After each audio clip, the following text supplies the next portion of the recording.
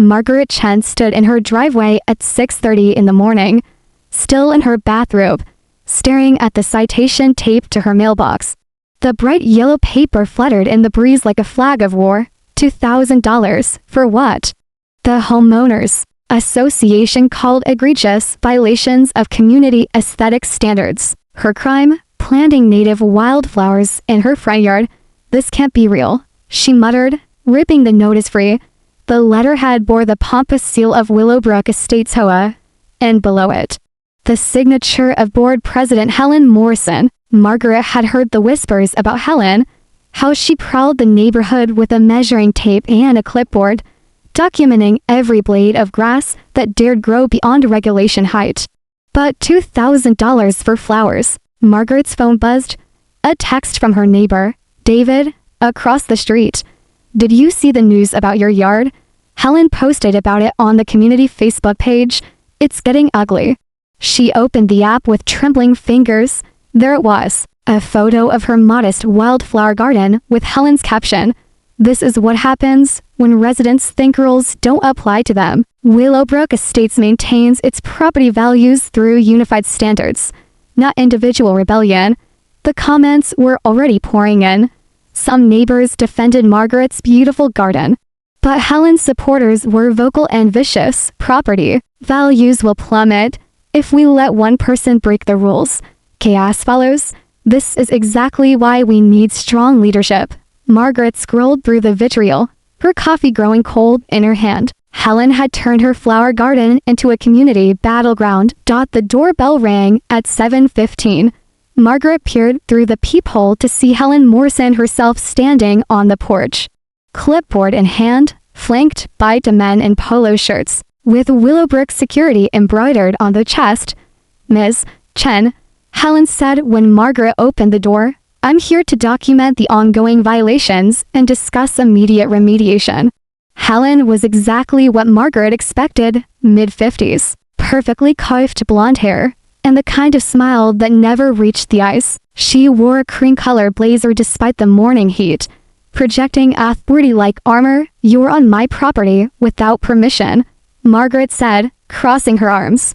"The HOA covenant grants me access to inspect visible violations," Helen replied, not missing a beat.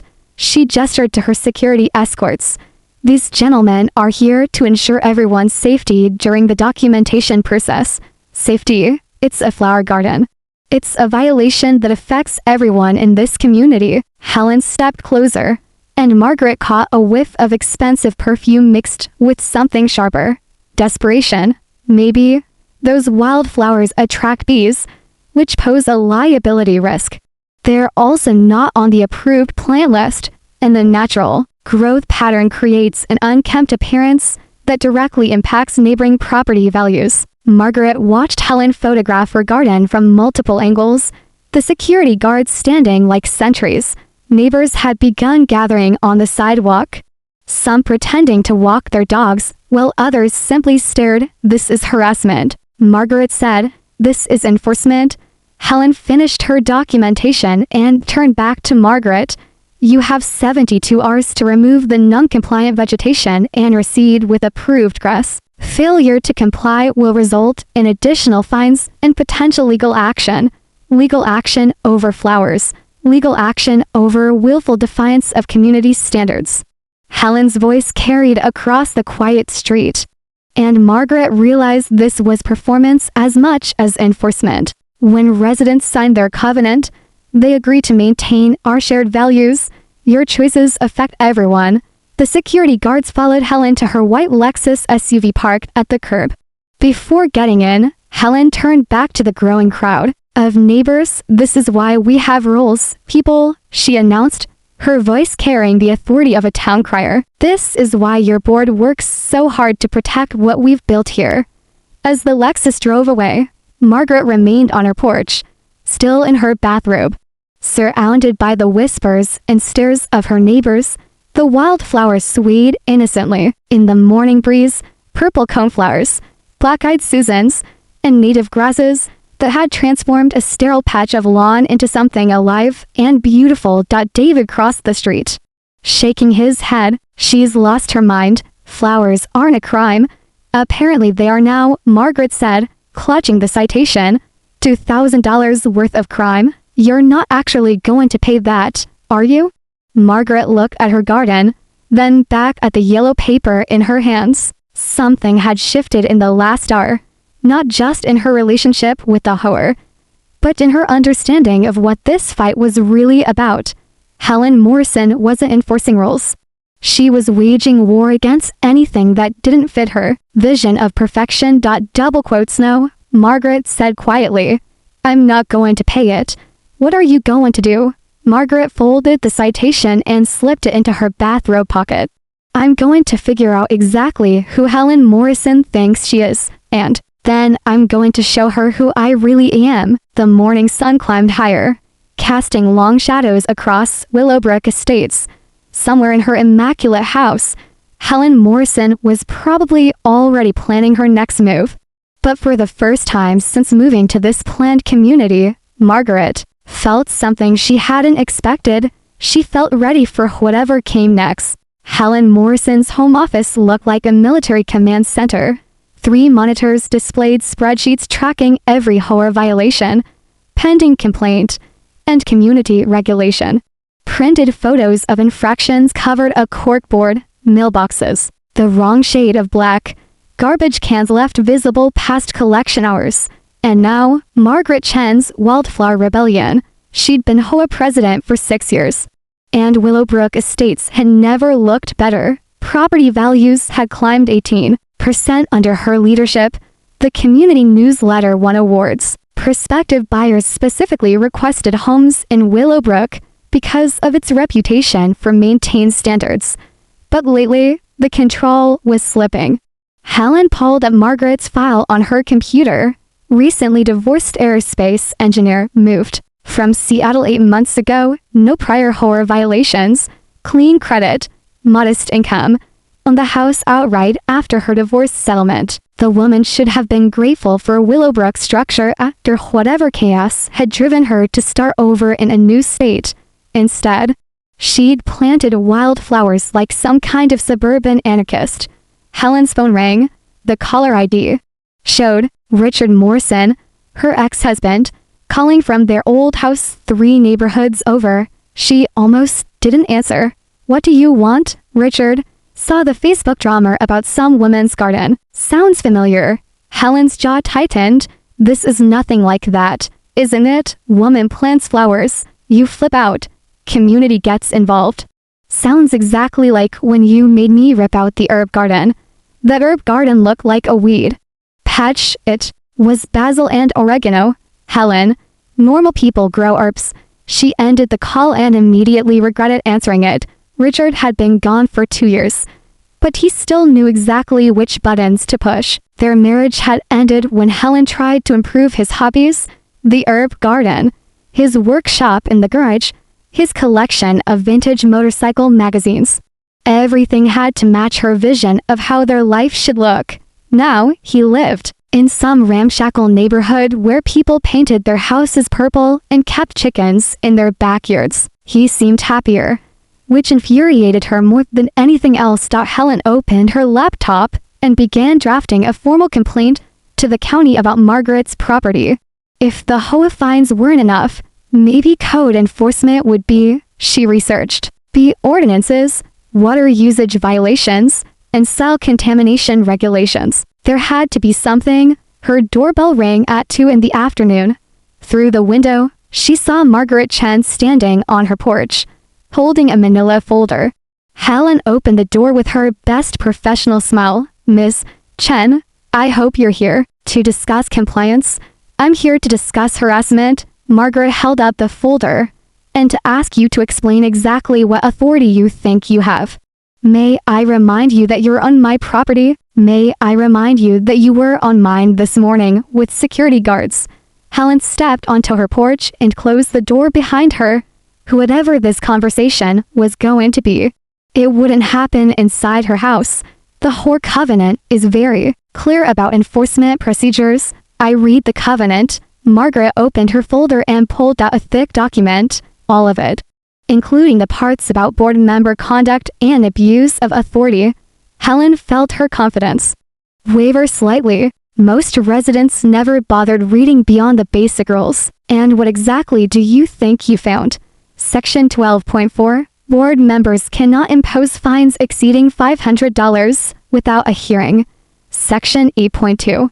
Residents have the right to present their case before any penalty is enforced. Section 15.6. Board members must recuse themselves from cases where they have personal interest or bias. Margaret held up her phone, showing a photo of Helen's own front yard. Immaculate, sterile, and completely devoid of the approved ground cover listed in the HOA guidelines. Instead, Helen had expensive imported Irish moss that definitely wasn't on the permitted plant list. Your own landscaping violates the same rules you're using to fine me $2,000. Helen's mouth went dry. She'd installed the moss 3 years ago because it looked sophisticated and required less water than the standard options. No one had ever complained because no one dared question the HOA president's choices. That's different, Helen said. Board members have discretion in aesthetic decisions that benefit the overall community character. Where does it say that in the covenant? Helen realized she was trapped. There was no such provision because she'd written it herself to justify decisions that looked good but technically violated the rules. For 6 years, no one had bothered to check her work. What do you want? Helen asked. I want you to follow your own rules, rescind the fine, apologize publicly, and stay off my property unless I invite you. Absolutely not. Margaret smiled for the first time since their confrontation began. Then I guess we'll let the community decide who's really violating the covenant. Here, what's that supposed to mean? It means I'm calling for an emergency board meeting under Section 9.7. As a homeowner in good standing, I have the right to present evidence of board member misconduct to the full community. Helen felt the ground shifting beneath her feet. Emergency meetings required public notice, community attendance, and board member responses to resident complaints. She'd used the process herself to embarrass homeowners who challenged her decisions. But no one had ever turned it against her. You're making a mistake.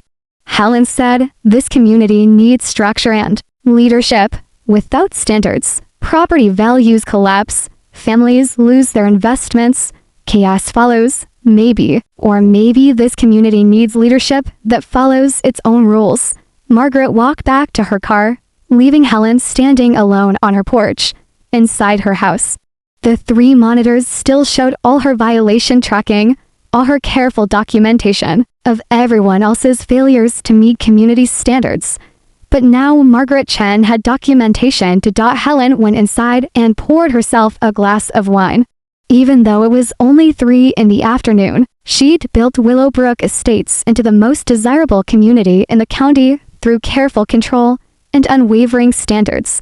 Residents might complain privately, but they paid their fines and followed the rules because they understood what she'd created here. Margaret Chen was about to learn that challenging that system came with consequences beyond a $2,000 fine. Helen opened her laptop and began making phone calls to other board members. If Margaret wanted a community meeting, Helen would make sure it was one the woman would never forget.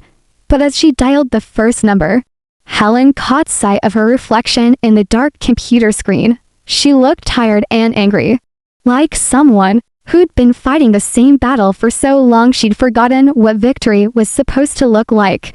She pushed the thought away and focused on the phone. There was work to do. The Willowbrook Estates Community Center had never been so packed. Every folding chair was occupied, with residents lining the walls and spilling into the hallway. Margaret Chen sat in the front row, her manila folder now expanded to 3 thick binders, while Helen Morrison commanded the head table with the other 4 board members flanking her like a tribunal. Helen had spent 3 days preparing for this moment. Phone calls to allies, careful research into parliamentary procedure, and strategic seating arrangements to ensure her supporters dominated the visible areas.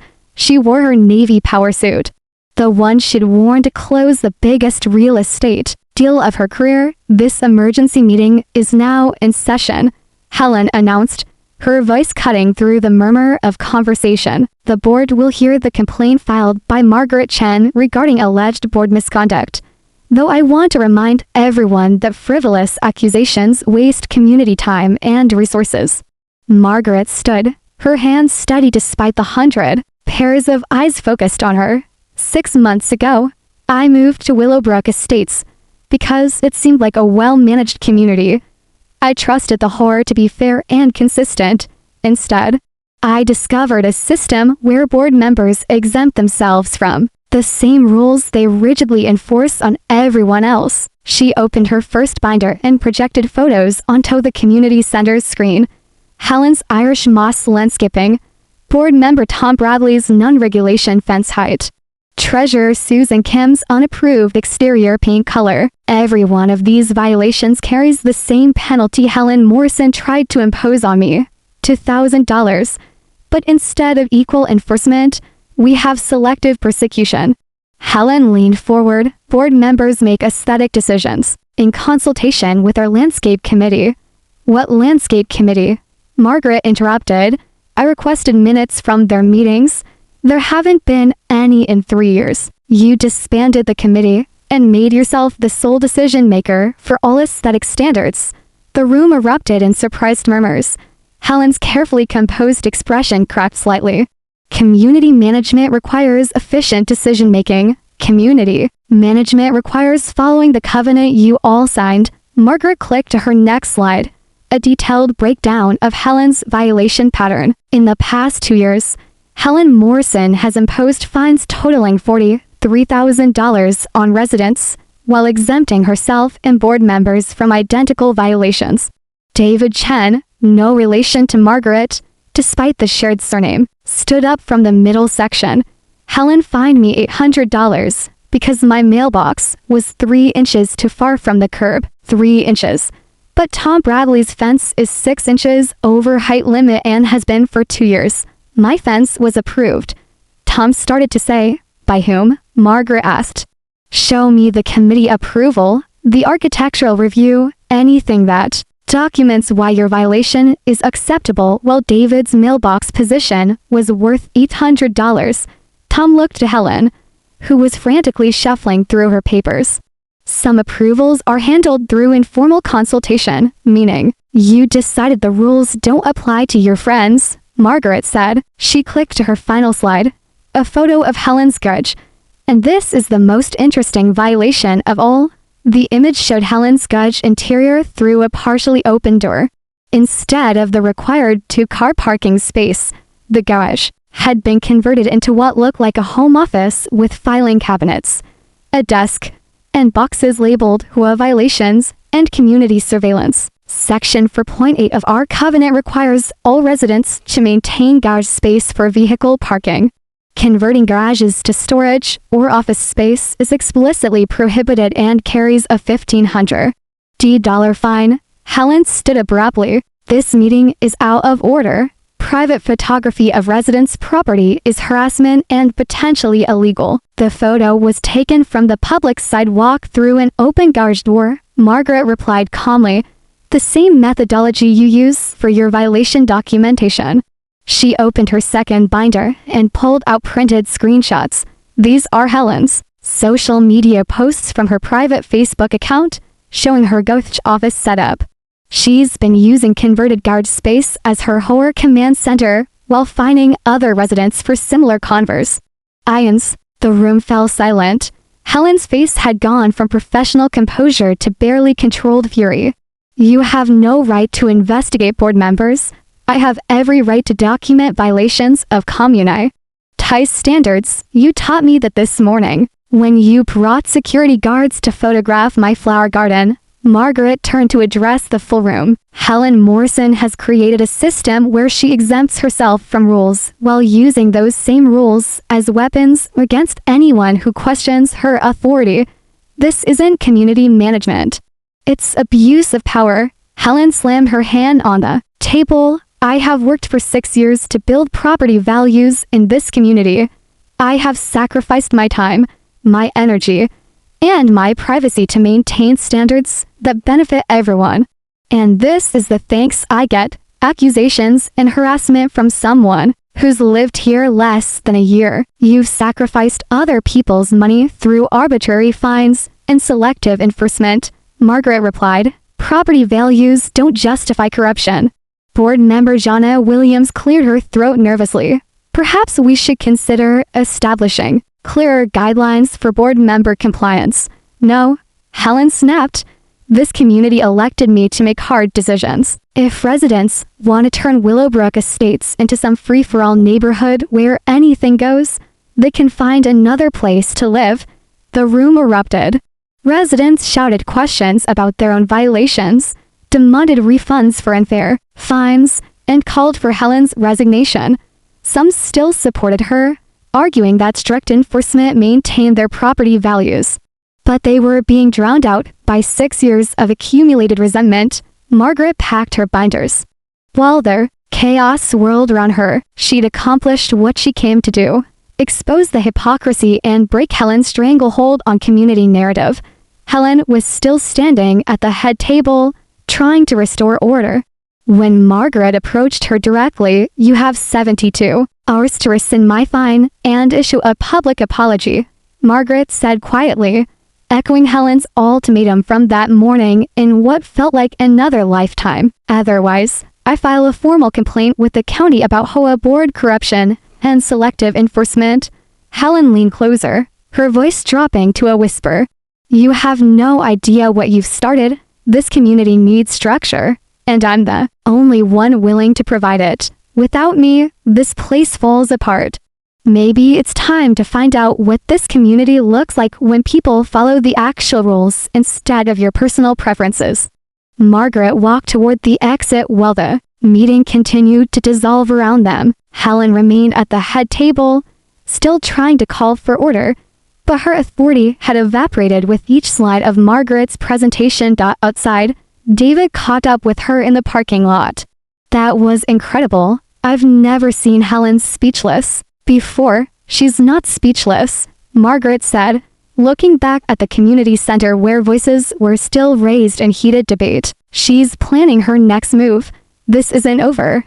But as they drove away from the chaos, Margaret felt something she hadn't experienced in years, not since her divorce, not since starting over in a new state, not since that morning when she'd found the citation on her mailbox. She felt like herself again. 3 weeks later, Margaret Chen stood in her front yard at sunrise, watering her wildflower garden with a cup of coffee in her free hand.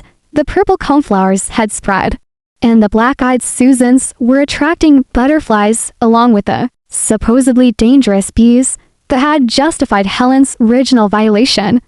Her mailbox held a certified letter from the Willowbrook Estates Board of Directors. The $2,000 fine had been officially rescinded. Helen Morrison had resigned as HOA president, effective immediately. The letter was signed by Jana Williams, the new interim president, and included a brief apology for procedural irregularities in recent enforcement actions, no mention of corruption, selective enforcement, or abuse of power, just procedural irregularities, as if Helen's 6-year reign of arbitrary authority had been a clerical error. Margaret's phone buzzed with a text from David. "Did you see Helen's moving truck? She's actually leaving across the street." Margaret could see the white moving van parked in front of Helen's immaculate house. Furniture and boxes were being loaded under Helen's supervision, her clipboard replaced with a tablet as she managed her exit from Willowbrook Estates. Margaret walked to the end of her driveway as Helen emerged from her house carrying a small box. For a moment, their eyes met across the quiet street. Helen crossed over, still perfectly dressed despite the early hour and the chaos of moving. She carried herself with the same rigid posture, but something fundamental had changed. The desperate edge was gone, replaced by what might have been exhaustion or possibly relief. "I suppose you're satisfied," Helen said. "I'm satisfied that the rules apply equally now," Margaret replied. "Where are you going?" "Back to the city. Bought a condo in a building with professional management. No HOA, no community standards to maintain, no residents to protect from their own poor decisions." Helen glanced at Margaret's flower garden. still thriving despite 3 weeks of supposed code violations. You think this is victory. But you'll see, without consistent leadership, this community will deteriorate. Property values will drop. Families will lose their investments because you wanted to plant flowers. Maybe people will take care of their homes because they want to, not because they're afraid of arbitrary fines. Helen set down her box and looked back at the community center visible in the distance. I spent 6 years of my life building something here, creating order from suburban chaos, maintaining standards that actually meant something. You spent 6 years controlling other people because you couldn't control your own life. The words hung between them in the morning air. Helen's composure finally cracked, not into anger, but into something rawer and more honest. My marriage ended because I tried to fix everything that didn't match my vision of how life should look. Richard left because I couldn't let him be himself in his own home. And when I moved here, I thought if I could just create the perfect community, maybe I'd figure out how to be happy. Margaret felt an unexpected wave of sympathy. Helen, but perfect communities don't exist. Perfect marriages don't exist. Perfect control is just another way of being completely alone. Helen picked up her box again. You were right about the rules. I wrote them to justify my own exceptions while punishing everyone else for being human. That's not leadership. That's just cruelty with a clipboard. The moving truck's diesel engine rumbled to life. Helen started back toward her house, then paused. For what it's worth, your garden is beautiful. It always was. Margaret watched Helen disappear into her house one final time. 30 minutes later, the white Lexus SUV followed the moving truck out of Willowbrook Estates, leaving behind a community that would have to figure out how to govern itself without fear as the primary motivator. That evening, Margaret found a manila envelope tucked under her windshield wiper. Inside was a hand-drawn map of Willowbrook Estates with small garden symbols marking various properties, and a note written in careful handwriting. Ms. Chen, thank you for standing up to Helen. Some of us have been wanting to plant real gardens for years, but we're too scared of the fines. Would you be willing to help us organize a community garden club? We promise to follow the actual covenant rules. Shauna Williams, P.S. The board voted to approve native plants as community beneficial landscaping. Margaret smiled and tucked the note into her pocket. Change was never simple or complete, but it was possible. As she walked back toward her house, she noticed something she'd missed during the morning's drama. Helen's former residence already had a for sale sign in the front yard, and planted along the foundation were small wildflower seedlings, purple coneflowers, and black-eyed Susans, barely visible in the fading light. Even the most perfect facades eventually cracked, letting something real grow through. Margaret unlocked her front door and turned back once more to survey her neighborhood. Tomorrow would bring new challenges, new conflicts, new opportunities for people to choose cooperation over control. But tonight, her garden was thriving, her community was learning to govern itself, and Helen Morrison's reign of suburban terror was finally over. The wildflowers swayed gently in the evening breeze, proof that beautiful things could grow anywhere, even in the most carefully controlled environments, if someone was brave enough to plant the first seed.